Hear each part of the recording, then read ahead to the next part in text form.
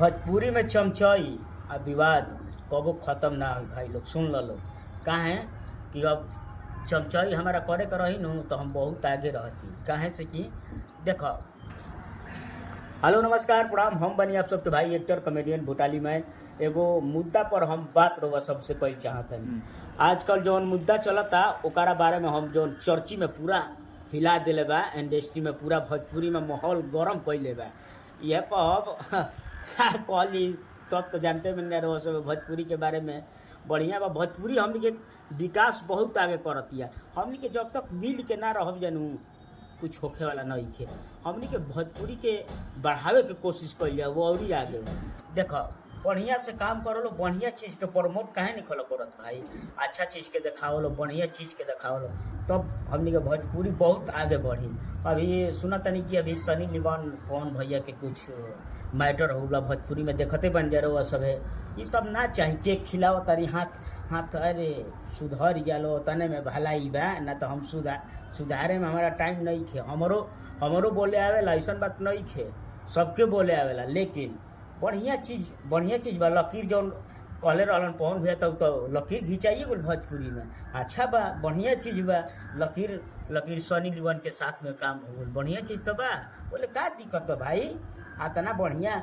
चाहे हमने के खेसारी पवन भैया के बात बा या विवाद चलता तना दोनों सब कोई मिलिए कुल बा, तो दूसर कोई क्या है मजा लेता। बढ़िया चीज़ कहीं नहीं खोलो देखावत। एक से कलाकार बने बवैया बने हमहू गाई ना, ऐसा बात थोड़ी नहीं थे। सब गावेला, सबके सपोर्ट करी, सबके दिल में राखी महाराज। चमचई कैला बिना का जरूरी बा, अच्छा चीज़ के देखाई यह कहब।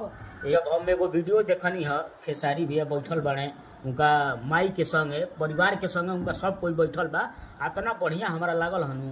ऐसे मिल के इंडस्ट्री में आदमी लोग रही नू तो कितना बढ़िया। विवाद तो कुछ हड़बे कर लिखे ये बात के लेके कुछ बा ना बढ़िया। वो लोग के बा कहीं में सब बा हमनी के बस, ताकि हमनी के मजबूत बनाओ लो कि मिल के सब कोई काम करो। हम एगो कलाकार हैं, लोग बहुत एजा धरती पर कलाकार बने, सबके प्रमोट करी, सबके आगे में बढ़ाए।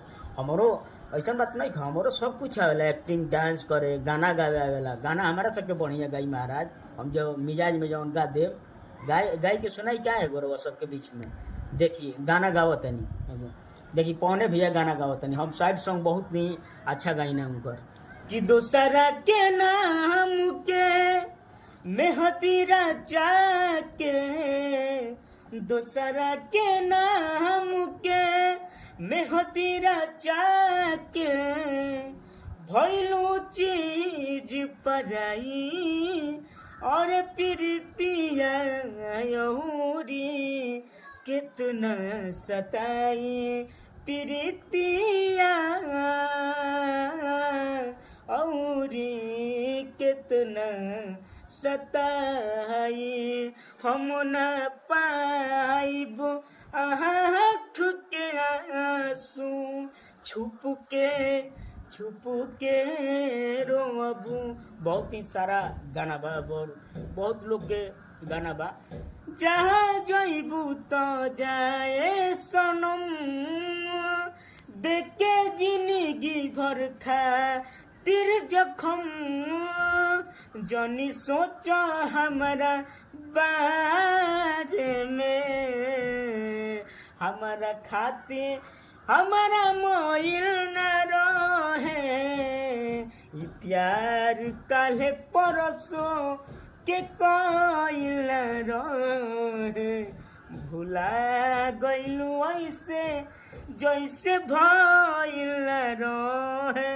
यो देखता रहल भाई लोग, यो गाना सुन के पीछे में घुस गुलहन का करबो। भैरव बाबा का ठीक बा चाटत का बड़े मार भैरव बाबा लेकर ऐसा ही रहो। सब वीडियो हमार आशीर्वाद देते रह जा, प्यार ऐसा ही कुछ बा ना, मिलजुल के काम कर जाओ, अच्छा लगी, हमरो अच्छा लगी, सबके अच्छा लगी।